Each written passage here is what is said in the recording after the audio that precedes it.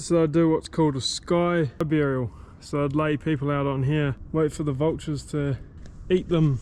There would have been tens of thousands of people eaten by vultures in this structure. So I decided to leave Yazd and get a bus up to Rushed. Speed up my process of leaving the country now. This is Azerbaijan over the road there. Hello, my name is Hussein. Iran is good country. We want war to be at peace.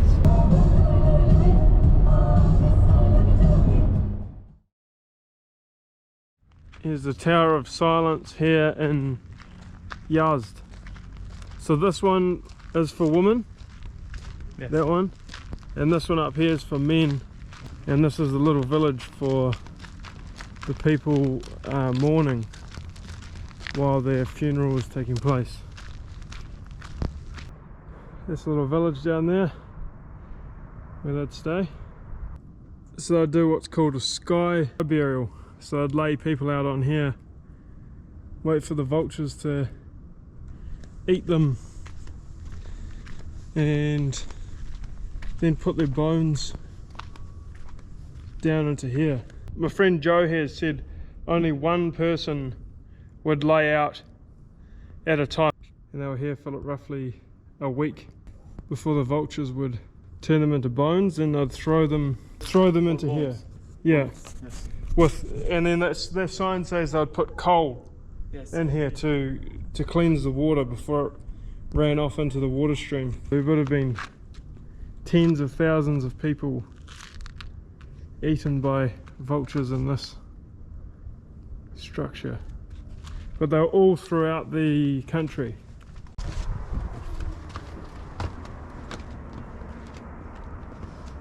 Yeah, so that's the woman's one over there as well. It's a bit higher up, they must be a bit more holy.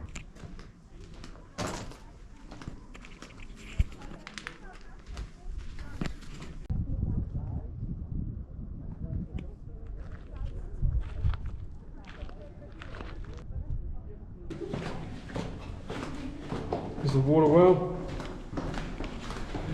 So that's how they get fresh water down here. Yes. Go for a swim? No, for drinking. For drinking. Pretty interesting. Most of the people travelling around here seem to be Russian. So obviously, They are Russian? yeah, most of them are all Russian, mate.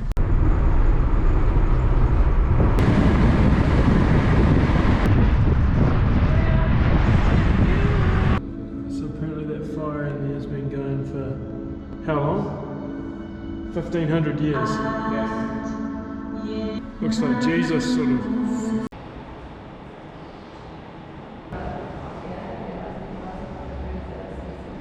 So this board here is saying that this prophet was born about 3,800 years ago. So this religion is about 3,800 years since it formed. The Zoroastrian religion, which is the same as that tower we were in, the Tower of Silence.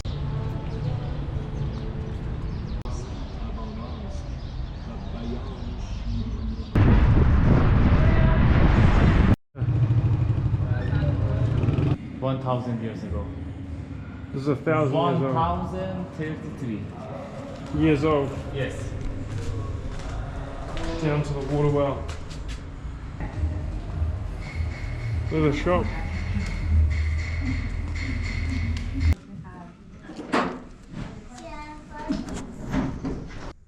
These boys are building some. Yeah.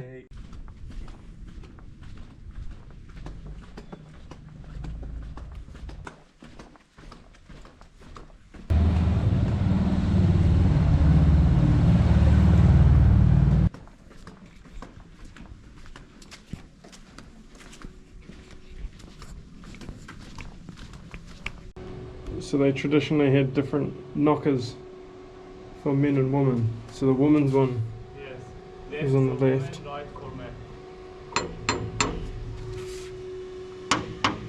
Or maybe that one's left.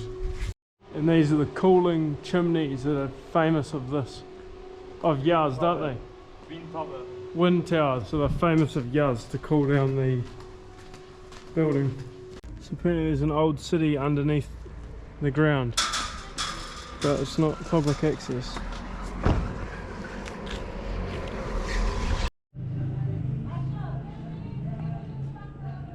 This is Alexander prison.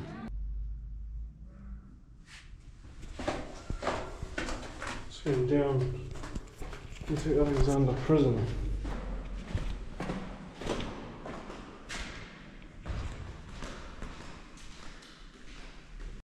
Bit of a joke coming in here actually, I wouldn't really recommend it. Yeah, just paying to see a whole lot of art galleries. Yeah, it's a bit of, just keep, all the dead ends end up being workshop galleries, like this. What a joke. Huh? Yeah. So you're paying to come in to see about 6 or 7 shops here, so I wouldn't really recommend it. I think it's meant to be a prison, but the only thing resembling it is this room down there. This part's quite amazing though. This place has a lookout in it, and we bought a ticket last night so that we could re-enter today and also tonight. She said we could come back today, and they're fucking closed. Bloody scammed us. Bitch.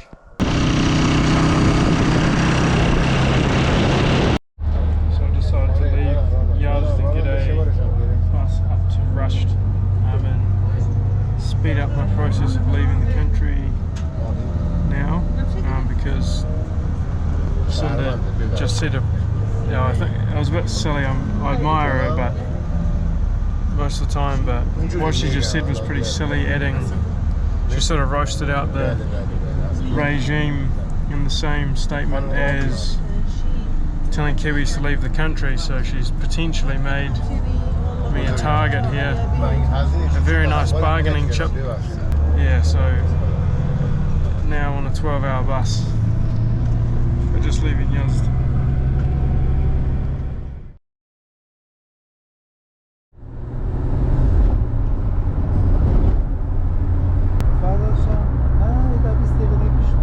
So I just got off the bus from Yazd this morning at about 7 o'clock and arrived in Rushed. Anzali. Yeah, we're now in a taxi from Rushed to Anzali. But when I got in, I went and had a couple of coffees and waited for the only decent hostel to open and Rushed, and once it finally opened, it didn't open, I whacked on the door and the guy came out and basically said he's had it closed for the last few weeks, just with some of the tourists that have been going there after they go to Tehran. A few of them have been arrested, so he's decided to close it and said basically get out of the country as fast as you can.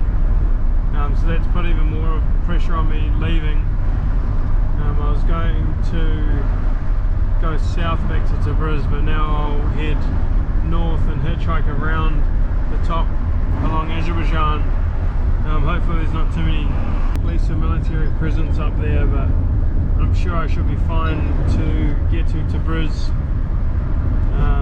Then head straight to Armenia, but we're getting quite close to Azerbaijan now. I think we're only a couple of hours away, but it looks very ex-Soviet.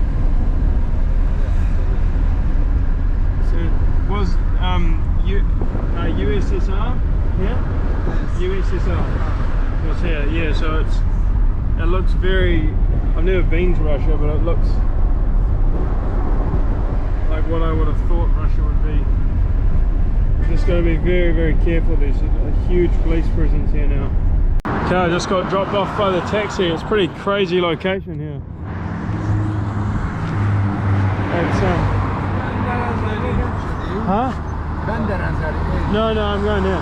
I'm okay. Yeah, it's like old Soviet, but it's crazy. The Caspian Sea is only just over here, like a couple of 100 meters, so hopefully I don't get run over, but I'm gonna go. These guys are flying. Okay, over here somewhere. Gonna go just walking to the Caspian Sea, which is over here about 100 meters now, I think, but it's definitely got old, like Soviet sort of vibes. It's pretty weird. Get bloody scared of the dogs around these types of areas, eh? After in Vietnam I nearly got my leg bitten. Look at that. It's the Caspian Sea right there. Right, I've done it. I've broken the no swimming rule. It's quite surprising. It's almost fresh water, like it's barely even, it's not even that salty. There we go, swim in the Caspian Sea. Naughty, naughty. Probably get death by stoning for that, I'd say. It is a shame just how polluted these areas are though. You see the amount of dogs around and they all sit there staring you down. Taxi stand, I was gonna hitchhike to Jolfa, but I don't think hitchhiking really exists. When you wave your hand, people pull over, people pull over expecting to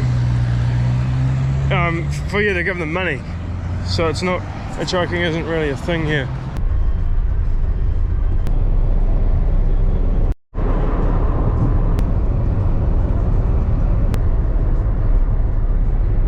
Now coming into Jolfa. So I'm in Jammu, which is, oh no, Jolfa, sorry. I'm in Jolfa, a town that is basically split in half by the border to Azerbaijan. I walked pretty much to the border just then and got a kebab, but I'm going to try hitchhike to Norduz, which is the town that borders Armenia, or they say Armenia or Armenistan. I don't know if it's going to work because they all rely on taxis, so I'll see. I'm sure someone will be going past. Salam. But here's what we're dealing with. The main street. Okay, no luck so far, but everyone's sort of just waving at me back. I don't know if they know the concept of it. Yeah, it's not really, I think they're more confused than not wanting to give me a ride. I'll see though. Okay, Aussie here has just picked me up. That only took about 2 or 3 minutes and I think I've saved about 2 million real, which is awesome. Off to Norduz. Stop just here in this river, I'm pretty sure is the border to, this is Azerbaijan over the road there, and this is back into Iran.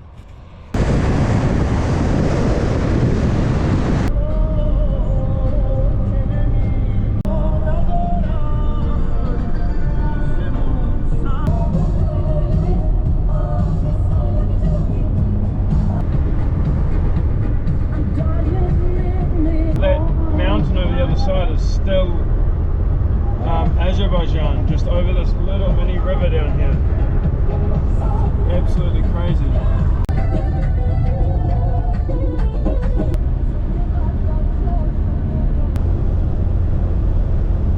Okay, I'm in Norduz. I don't want to film around too much, but I'm about to cross the border. Check here. Salam. Yeah, about to cross the border here into Armenia. That's the check. Right, hopefully I get through smoothly. Okay. Hello, my name is Hossein. Iran is a good country and these people are very warm. We want the whole world to be at peace and all light are available to everyone, and people live in the peace. Thank you. Thank you. Hossein here up in the north of Iran, with the Azerbaijan border right to our side. That's his message to everybody. Thank you. Thank you. Okay.